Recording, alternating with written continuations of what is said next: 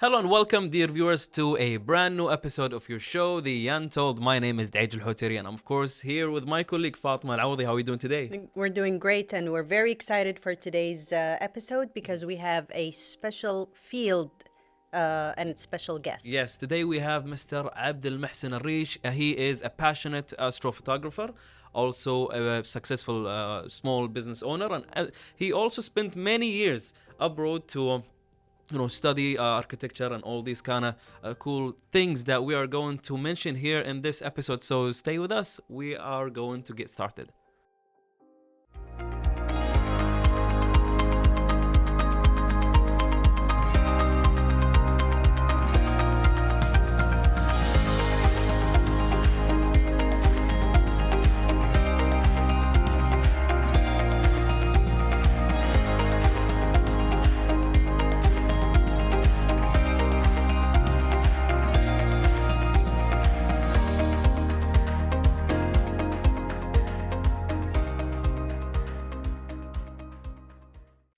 All right, and we are back, dear viewers. So, Abdul Mohsen, let's talk about the early days. Yes. The childhood. We want to understand how you got to love what you do right now. Okay. Well, I think we have to go back to the start because it is a very long story. I was born in Kuwait. We left after the Gulf War, and my parents got a scholarship to the United States. So we spent several years, about 7 or 8, in Michigan and Florida, where they were doing English language training. So I guess that's where my early love for the outdoors started.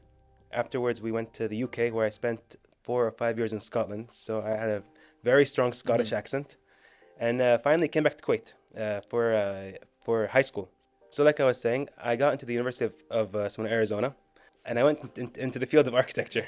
And I'm saying this because I know someone who's here that is actually from a different university. Oh, all right. Yes. We don't have to say it's we don't have to say it, yeah. but yeah. Yeah, Fawaz, Sun Devils. Anyway, so I went into this field of architecture, and when I got there, I was surprised. My college was rated top 50, I believe, or top 250. One of them. It's a long time ago. And it was a challenge. It was one of the most, I guess, challenging experiences in my life that I could say, because of the way it works there. You're not accepted into the program straight away. It's a foundation year, then you have to apply for the program again. So even though I had a scholarship for the University of Arizona to study architecture, I had to reapply at the end of the year. And architecture is a competitive field. Out of my class of 200 students, 50 get accepted. Wow. Wow. So I apply my first year, and I'm 201, 202, and my advisor says, you know what, Abdul Mohsen, you should change major or go to a different university. Or maybe consider Yeah. something else. Something Yes. else. And I said no. I don't like to quit because this is what I want. This is the only option I'm going to take. If it's not this, it's nothing. Mhm. He said, well, your chances are slim for next year. Okay, what do I need to do? You need to up your grades a bit and then have a better presentation. Inshallah, we'll do that. The next year comes by. I get a 4.0 GPA for that year, which was an achievement for me. And I apply. And I'm number 204 on the list. Or, 54 on the list. So still didn't Right. make it to the cutoff. And I emailed every single person that was teaching at that college, from the dean to the professors. And I'm like, this is what I want. I don't plan on leaving. This is my only option. And I don't want anything else. It's either this or nothing. And they said, you know what? You're on the wait list. And you won't know if you're accepted till the day before school. Oh, All that's right. too close. It's a cutoff. Yes. You'll have to wait until the And being so on the from wait the list beginning. and all. So I spent the summer, hand on my heart, waiting. Because if I don't get accepted, I have to come back to Kuwait. I can't study in the US. 2-3 days before my trip, I get the email. You have been accepted. That's amazing. Nice. That was the start to an amazing experience. It's a 5-year program. I made it 6 because of the extra year. And I think that's where my passion for astrophotography initially started. Yes. And the reason being is we had a mountain in our city, Tucson, called Mount Lemon. We used to go there every weekend. It's an hour drive almost. And we used to sit at the edge of a cliff overlooking the city. And our city had a very strong rule of no light pollution. So roads are dark. It is dark at night. And I remember the first time driving up, I sold a car and I bought a Mazda Miata, which is a very small car. Mhm. It's a 2-seater. And I weighed 160 kilos and I could barely fit in the car. MashaAllah. I was huge, and every time I tried to move, I'd honk the horn with my belly. Anyway, so I had the convertible down. We're driving up the mountain, and it's 10, 11 at night almost. And I look up while I'm driving, and I shouldn't be doing that because it's a very. You have to pay attention to the road there. But I couldn't because if you've seen the movie, like I think it's the Lion King, and then the scene with the stars, Oh my God, yes. and I couldn't not look up while I was driving. You can see the Milky Way, or You can see it yeah. with your eyes. So I pulled the car over, and I'm shaking because it's such an amazing story. And I sat there, I think till 2 in the morning, just looking at the stars. And that's the first time I imaged the stars was that night. Wow. But I never thought I'd go into this hobby. That's what's funny about it. Okay, so is this what inspired you? Is that the spark of inspiration for the astrophotography? When you saw the stars, did you think that? No, Okay. no, it wasn't. Or was it that I want to do something with this? No, it was the feeling that it gave me that night, and I remember the story so vividly. But excuse me, what gave me this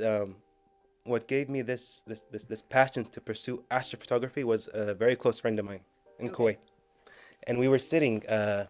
So we have a farm in what's it called, in Al Hijn, the camel Yes, yes, hangers, yeah. Right. and we were sitting there. It was during COVID, so just the start. I think February or March, around that time, and we were on lockdown. So we'd spend the weekend there, locked down together as a group, and we were sitting outside under the stars. It's dark over there, and we could see a group of stars. They were very small and very close together. So my friend asks, "What are these stars?" Instantly, we all pull out our phones, Star Safari maps and Star Party apps, and try to figure it out. And we found out it's the Pleiades star cluster. And we start reading about the history of it. How in Arabic it's called Al-Thuraya, which means the chandelier. Yeah. And then one guy says, "I'm gonna buy a telescope." And the guy says, "I'm gonna buy a telescope." I'm like, "You know what? I'm gonna buy a telescope with you guys too. Let's just do it. Let's just buy it, and we're gonna see these things." Unfortunately, due to COVID, almost the world's stock of telescopes and telescope equipment was sold out. Wow. Everything was back ordered. So you pay in February, you place your order, you might get it a year later. Wow. And did you get it a year later, or what Did did you have do? to wait? I think I got it. It was end of the summer, almost end of the summer. So it was a good 8 months, and I had no idea what I was doing. I had no idea what to order. I spent nights researching what is the best equipment. I went into every single forum I could find, and I spent hours researching what is the best telescope. And then people would say, "What do you want to do with it? What do you want to image?" Yeah, and what is the level of proficiency that you need? Are you like a It's not ju- professor at the university that you need Exactly. a telescope for, or And it's not just that. It's what do you want to do with it exactly? Like, are you Yes. planning to image a nebula, Yes. or a planet, or are you going for galaxies? Do you want to get deep into space, Oh, or different do or you are types you of just telescopes. stargazing? yeah, A or do you clearer want to picture of the moon. you want to image the sun? Yeah. Like that was a shock to me that you could image the sun and what that entails in itself. So I spent, I think, a month researching all my options and speaking to people all around the world, locally and internationally, until I guess I pulled the trigger and I went for my first telescope, which was my first dose of buyer's regret when you spend so much money and you don't know how to use it. Was it expensive? It was. I think it was the one you mentioned. The It is buyer's expensive, regret. by the It way. was. It is, I yeah. remember getting it. Shipping alone cost almost as much as a telescope, and then it was the risk of knowing that it comes to Kuwait. If it doesn't work, if something, it's basically. What if you have to assemble it? Thankfully, I didn't have to because Okay. what I bought was a refractor, and telescopes come in different styles. So you have refractor telescopes, which is what I use, which is basically an oversized camera lens. Lens, yes. Basically. Yeah. Then you have your reflectors, which are basically mirrors reflecting light. Yeah. Yes. And then you have Schmidt-Castigranians or Moscatons, which is a mix of both, so it's glass and mirrors. So I wanted the easy way out. Okay. Was And it fair enough. automatic? What do you mean? When you press something and it aligns, you actually Oh. insert the digits So- of. So this is then the next step, because Okay. people are telling me it doesn't matter how much your telescope is if it can't track the sky. So you can use a tripod, but then you'll get like when you image with your phone, basically. You take a 30-second image, you see the stars are like lines.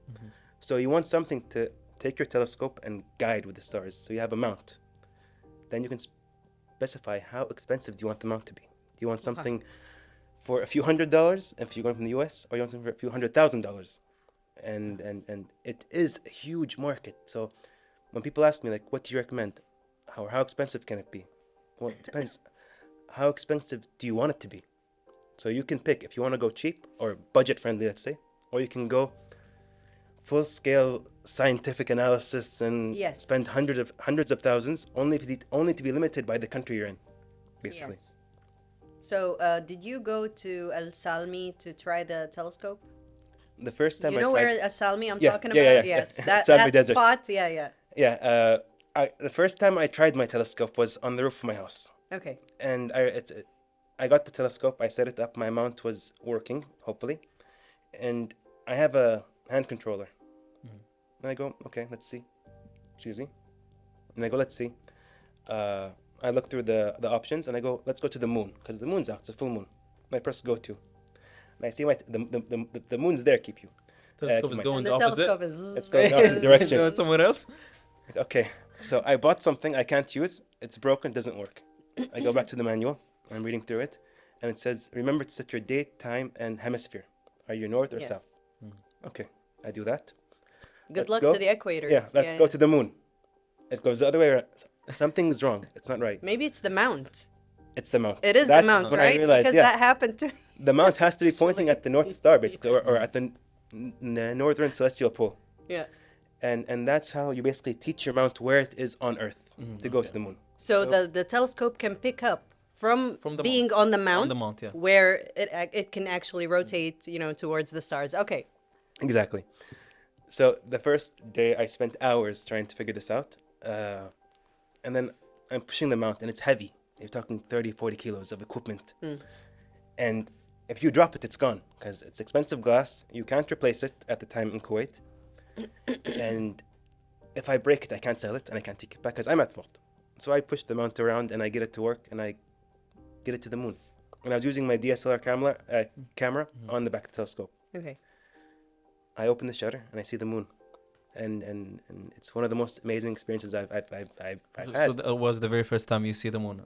Second time, the first time was at the farm. My friend's telescope came first, and it was I don't know how to explain it without sounding cheesy, but nothing is as important or as big as we make it seem.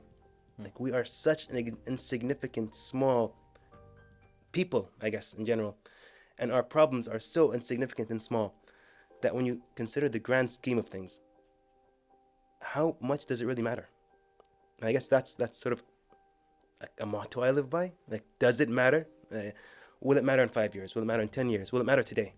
And it might matter to me now, but it's insignificant in the big picture. Yes. You see the moon, and you get problems these just ideas. Yeah. Fade away. So that was the first day. And I remember I'm shouting to my daughter to come. Sharifa, get over here. Look at this. And she goes, that's the moon. I'm like, yeah, that's the moon. And she goes, what else can I see? I'm like, aren't you happy with this? No, I want to see more. I'm like, well, You got her Don't push excited. me. You get Yeah. excited, you get curious. Yeah. You want to see more and explore more. like, don't push me. It's just what I know how to do right now. Wait until I get there. So I guess that was my first experience with setting up the telescope. And I guess to answer your question, the easiness of a refractor is that it is point and shoot, Yes. and you can make it as hard as you want, basically. Yes. That's Can we take a break maybe and come back? So stay tuned. We're going to take a small break, and we'll be right back. Thank you.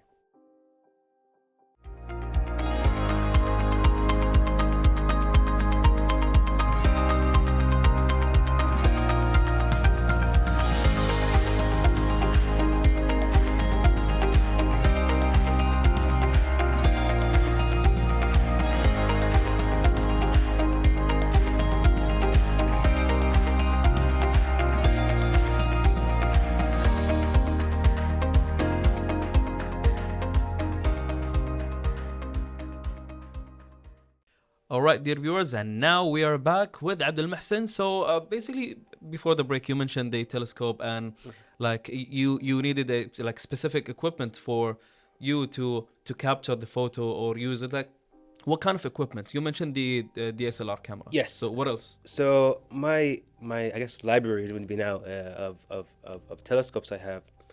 So the first one I have is a refractor, which we talked about.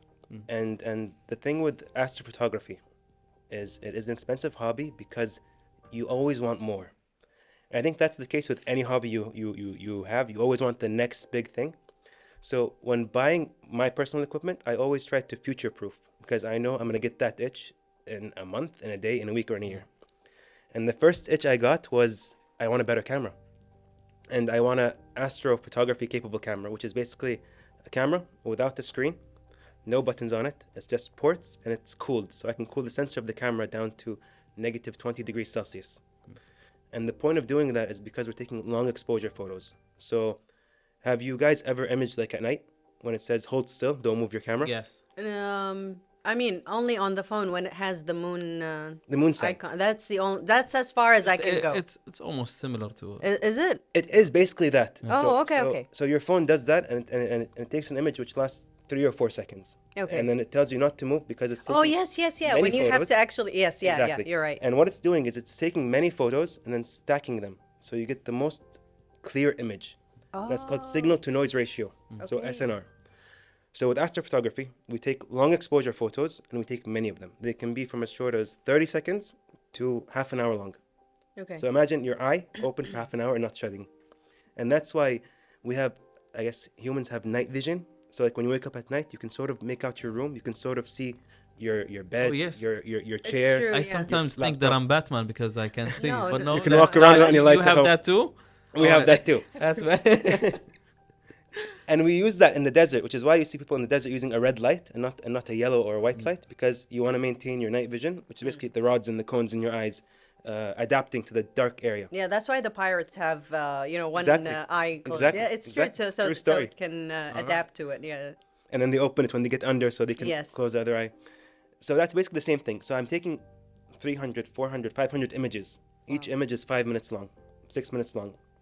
And then in those images, I have to make sure each image is clear and in focus. And there's no like satellite shooting through it or no shooting star or no bird or a plane. And then you stack them and you spend hours and hours. So I can spend 18 hours on one image and I process it for another 24 hours because stacking it takes several hours, then cleaning the image up and then It's adjusting a long colors. process. It It is, but is. it's almost therapeutic, isn't it? It is because especially at night, everyone's asleep and you're awake. And you're in your thoughts. You're trying to get this picture ready. You're trying to get, or the, image. and that is basically it. So you are alone outside watching your equipment. So everything I have to do is manual. So I have to go out and focus manually, and I have to go out and set the camera angle manually. And it's fine during the winter, but it's hot in Kuwait. Yes. So in the summer, when it's 40 degrees outside at night, it becomes painstakingly annoying to do that. So I invested. Not only for you, but for the equipment as well, right? No, that's fine. It doesn't matter. Okay. It does matter, but it comes a point where I've paid enough money so I can deal with the heat. I'm not going to take you anywhere else. That's an investment. Yeah. Exactly. So I decided looking into automation. Okay. And the first step was finding a way to focus without me having to be outside. So I could focus from my phone or from my tablet or from my laptop. And then I got lazy. Okay, if I can focus, can I save images manually? Can I tell it where to go manually? So I want to set up and leave it alone and have it do everything because I can't be as perfect as a computer in focusing. Like when I focus by eye, I see stars get smaller and then they get bigger. And then there's the threshold which I can't control. But the computer can calculate how As small the star accurate is. as the computer. Yes, Exactly. yeah. And that in itself is effort which I've spent weeks trying to learn and issues that happen and problems that occur because no one night is a success. Something always happens. Like I was interviewed I think 2 years ago or a year ago, and they wanted me to do a live imaging session. So I'm sitting there, okay, let's image the moon because you guys are here, you have your lights on, and I can't do anything but the moon. Go to the moon. We go to the moon, everything's fine. Now let's see the moon, and it doesn't focus. And one of the screws in the focuser broke. Oh no. Yeah, it broke on that day. I was using it the weekend before, and it broke on that day. So anything that can go wrong will go wrong, and if you And live you by don't that know theory, when. and you don't know when, and if you live by that, like, okay, whatever, it's gone wrong, we'll find something else to fix it. And I had to play a fake video for them of, look, this is the moon. It's not Yeah, live, yeah. but Yeah. But also, Abdulmohsen, if you don't mind us asking, tell us about the NASA recognition. That was very interesting. that was very funny. So I'm a hothead sometimes, and I was driving home, I think, in Kuwait. I was on the airport road, and some guy was driving next to me, and he swerved into the emergency lane and started speeding. And then I see rocks flying on my window, on my windshield, and he just shatters my windshield. No, no. Exactly. Oh no, Oh, no. that wasn't my reaction. So I follow him for a bit, and I'm like, you know what? You broke my windshield. Least you can do is pay for it. Like, or we can go to the police station. Like let's get this fixed mutually. And I told him I know a place that fixes it for 70 or 80 KD. He's like, okay, I'll transfer the funds and we'll get it done. So I'm sitting there and getting my glass fixed, and then I get a message on my phone. APOD has mentioned you in a story. And what is APOD? APOD is the astronomy photo of the day, which is basically a NASA-run Instagram account and website, which picks one image every day to feature on their website or That's on very their nice. story. So I got a mention, and I'm thinking, was I mentioned on their story or was I mentioned in a post? And my heart is beating and I'm shaking and my car's getting fixed. And I open it and I see some picture of the sun that I took, and it's on the story. So that in itself is such an amazing feeling. It's such a huge accomplishment for me personally. It isn't the best, but for Because me, it only lasts 24 hours. only lasts 24 hours. Yes. But I'm gonna milk it. I'm gonna capture that. I'm gonna mention them. I'm gonna save it because, for me, who would have thought one person out of 7 billion got noticed on this day with a few other Featured people yes. and featured While for the something car is getting fixed. while the car is getting fixed. And it made my bad day such a good day. It's such a small, insignificant thing to have someone mention you on a story. And But it means lasts so a day. much. It And we're means so yes. proud of you, Thank actually. you. And exactly, it means like my effort was not in vain. The money I spent wasn't in vain. The gifts I got to help me get into this position was not in vain. And it was sort of proof to myself and to others that yes, we can do this. Yes, we can achieve, especially seeing as Arabs and Muslims were some of the original founders of people that named stars. Like a lot of the stars have Arabic names. I agree. There's a star called Al Tayr, which means translates to the bird.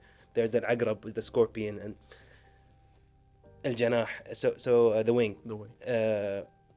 So to have this history back, it's sort of like taking back our culture. Or not taking it back per se, but Going embracing back it, to our embracing roots. it, Yes. going back to our roots. And that's what I personally try to push people that I know around me. It's like, let your kids learn the sky. Let them know. This is how our grandparents and great-grandparents used to navigate the desert. Yes. We didn't have yes. phones or maps. And Just by even the the diving on pearls, they used to know their way through the stars.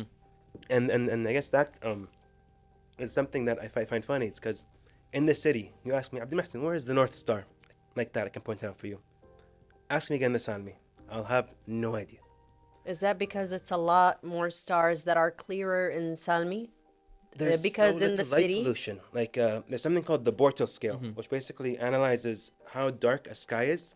1 being the best or the darkest a sky can be, 9 being the worst. In Kuwait City, we're at a 9. Oh, that's a Light big no. pollution. Light Yeah. pollution. We are globally, let's say, So let's say that's Yeah. one of the difficulties that you face in it's a Kuwait. huge difficulty in Kuwait. Anybody living in Can a you major city. overcome the Yes, situation? I'm going to that right now, actually. Yes. So, like I was saying, Kuwait City is a 9 on the Bortle scale. Salmi Desert, we're talking about a 3, which still isn't that great, considering you are deep in the desert. But it's better than 9. It's better than 9. But imagine what one will look like when you can image, and then the effort you put into it. Because what I want to image in the city at Bortle 9 will take me 30 hours to get a good image. What I can do in Al Salmi takes me 5 hours. Wow. That's So a to big get the same difference. amount of- Time consuming. Quality. Yeah. And I did a test actually. Our farm is roughly Bortle 6, Bortle 7. Okay. It's still better than the city. I took 2 of the same images of the same target, 2 different weekends. So weekend 1, weekend 2. and I spent 5 hours on one at the farm and 5 hours in the desert. And the difference is astronomical. Wow. The amount of stars you can see on a single image. I was shaking. I'm like, I think about these stories and it makes me shake because it affects me on such a personal level, I guess. And then to answer your question of how we can fight the light pollution, filters and imaging in black and white. So with imaging the night sky, you have two options. Either image with a color camera and have a filter in front of it, like a light pollution filter. To Or you reduce, can the to reduce light? the light pollution. All right. It won't make it perfect, but it will help. And it affects the colors, so it's more work for you on the back end. The other option is to image with a black and white camera. So a black and white dedicated astrophotography camera. And then image each filter individually. So Yes. the typical color spectrum is RGB, so red, green, blue. Yeah. And a color camera images in red, green, blue. But there's no green in space. So I'm losing 2 pixels for every image I take because I'm only benefiting from the blue and the red. Blue, yes. So by using a black and white camera with dedicated filters, I'm using 100% of the filters every single time. So I'm using 100% of the red, then I change filter, 100% green, change filter, 100% blue. Okay. Then you get So- into the gases, the hydrogen, the sulfur, and the oxygen. It is such a sea of information. It is. And for me, actually, sitting here and listening to the pieces of information that you're saying, I'm like, quite lost I'm when he lost goes as well. into the Well, like, camera, you know. how long can someone like take to get the hang of it, to learn how to use these equipments? A day, 2, maybe. I don't want to say it's impossible because I don't believe. I like that you're giving us hope, but please let Yeah, us we can know. say it If one we day, have to or- know about the cameras, because I think you know. A little bit, yes. You know. How can we combine them all together? Yes. And Okay. Yeah. So let's say let's put it in this scenario. Do you know how to use a camera? yes, No. Typical camera, just like a Oh, okay. DSLR. Yes. Yes. just say yes. So that's all you really need to start. So nothing's really. But not the stopping you. specifications of the camera and the. You don't need to know that because if you're in the desert and it's dark enough, you can just point take to your the picture camera and take a it's picture. beautiful. Okay. And that was my experience the first time going to Astronomy, which was last summer. Some of my friends were telling me, "We're gonna go image. You just come with us. You'll fall in love with it." And unfortunately, that was true, because ever since I imaged there, I feel spoiled. I realized it's so much harder imaging in the city. Why not go the easy way out and image in the desert? And I spent a night there. And a very good friend of mine, he gave me his like portable bed. I guess it's a flat lounge care bed. He had to leave the desert. He had to go to work at night. And he said, "Here, keep the bed with you. I'm going. Don't sleep in the car." Excuse me. And I sat there looking at the stars. And I spent 20 minutes, 30 minutes, and I fell asleep. And then I hear someone moving around me. And it's scary, in the desert by of course, yourself. You don't have a tent. You Of don't have course, any... I was just going to ask, what were you thinking? It's terrifying Yes, because you're yeah. alone. Yeah. You don't have a tent. You don't have any light sources because you want the dark. Mm-hmm. And then I open my eyes and I'm doing this. And the stars are so bright. Mashallah. The stars are bright. You can see your shadow on the floor, on the ground beneath you. That's amazing, mashallah. It is stunning. Yeah. And it's like, That's you know, exciting. when we were kids, when we had old TVs and we'd get like a static channel with the black Yes. and white dots, Yeah. it felt like I was looking at an old TV. That's how many stars were in the sky. Wow. Abdulmohsen, we want to thank you so much Thank for you. all these pieces of information, and we learned so much from you. I think there's going to be another part 2 of. I wish, yeah. because I would like we that, yeah. still have a lot to learn from you.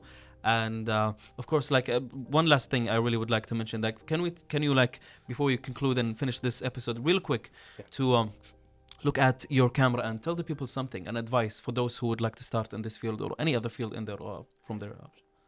There is nothing I can say personally that will make you do what you want to do. But what I personally believe in is that not one person can tell you you can't do something. I've had people tell me I couldn't go to university. I've had a school tell me you won't get accepted. I had my kids tell me you can't image the sun. And That's harsh. it is harsh. But I've accomplished all that. And I think do what you want to do. Put in the effort. You will get the results you want. And if my kids are watching, you should probably go to sleep now. You're a dog guy. Thank you Thank so you. much. And dear viewers, we will take a quick break and then we will come back to finish this episode.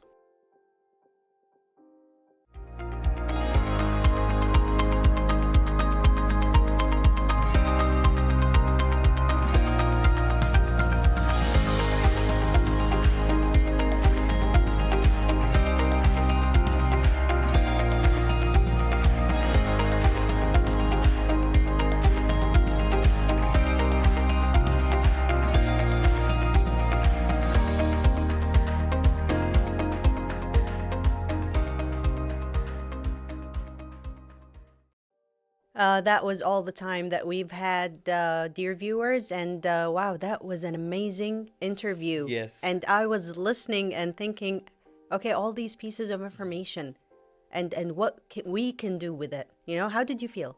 I mean, when I asked the question that how easy it is to, when I Yes. asked him off air to how can we like see the moon? Is it like expensive? Is it difficult? And all what he had to say is anyone can do that, and you can do that during the interview within one day. Yes. Hopefully. So I was amazed. I was interested, and I really would like to try this. Yes, we should. Yes. So we will see you, dear viewers, on another episode of The Untold.